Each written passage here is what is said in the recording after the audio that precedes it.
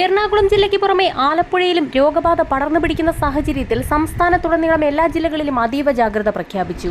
കഴിഞ്ഞ 10 ദിവസത്തിനിടെ ആലപ്പുഴ ജില്ലയിൽ മാത്രം 30 പേർക്കാണ് H3N2 വൈറസ് ബാധ സ്ഥിരീകരിച്ചത്. വിദ്യാർത്ഥികൾക്കിടയിൽ വൈറസ് രോഗം അതിവേഗം പടർന്നു പിടിക്കുന്നതിനാൽ സ്കൂളുകൾക്ക് ജാഗ്രതാ നിർദ്ദേശം നൽകി. പനി, ശക്തമായ ചുമ, തൊണ്ടവേദന എന്നീ ലക്ഷണങ്ങളോടുകൂടിയാണ് കൂടുതൽ പേരും ആശുപത്രികളിൽ ചികിത്സ തേടിയിരിക്കുന്നത്. രോഗലക്ഷണങ്ങളുള്ള വിദ്യാർത്ഥികൾ സ്കൂളുകളിൽ പോകുന്നത് ഒഴിവാക്കണമെന്ന് ആരോഗ്യവകുപ്പ് മുന്നറിയിപ്പ് നൽകി.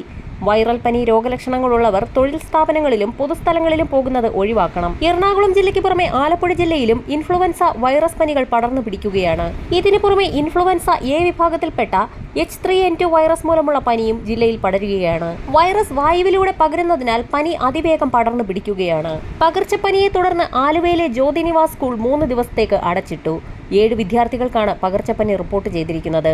H1N1 അടക്കമുള്ള പനി പടരുന്ന പശ്ചാത്തലത്തിലാണ് സ്കൂൾ താൽക്കാലികമായി അടച്ചത്. വെണ്ണല ഹൈസ്കൂളിൽ 5ാം ക്ലാസ് മാത്രം ഓൺലൈനാക്കി മാറ്റിയിട്ടുണ്ട്. പനി ബാധിച്ചവർ ഒരു കാരണവശാലും സ്കൂളിൽ എത്തരുതെന്നും നിർദ്ദേശം നൽകി. കുട്ടികൾ, ഗർഭിണികൾ, പ്രായമായവർ, രക്തസമ്മർദ്ദം, പ്രമേഹം തുടങ്ങി മറ്റ് രോഗങ്ങൾക്ക് മരുന്ന് കഴിക്കുന്നവർ ഉൾപ്പെടെയുള്ളവർ പ്രത്യേകം ജാഗ്രത പുലർത്തണം. പുറത്തുപോയി മടങ്ങിയെത്തുന്നവർ വീട്ടിലെത്തിയാൽ ഉടൻ തന്നെ കുളിക്കുക. കിടപ്പ് രോഗികളും പ്രായമായവരുമായി അടുത്തിടപഴകാതിരിക്കുക. പൊതുസ്ഥലങ്ങളിൽ മാസ്ക് ധരിക്കുക. ആൾക്കൂട്ടത്തിൽ പോകുന്നതും വായുസഞ്ചാരം കുറഞ്ഞ മുറികളിലോ സ്ഥലങ്ങളിലോ സമയം ചെലവഴിക്കുന്നതും പരമാവധി ഒഴിവാക്കുക. രോഗലക്ഷണങ്ങൾ കണ്ടു തുടങ്ങിയാൽ ഉടൻ തന്നെ സ്വയം ചികിത്സയ്ക്ക് നിൽക്കാതെ പ്രാഥമിക ആരോഗ്യ കേന്ദ്രങ്ങളെ സമീപിക്കണമെന്ന് ആരോഗ്യവകുപ്പ് മുന്നറിയിപ്പ് നൽകി.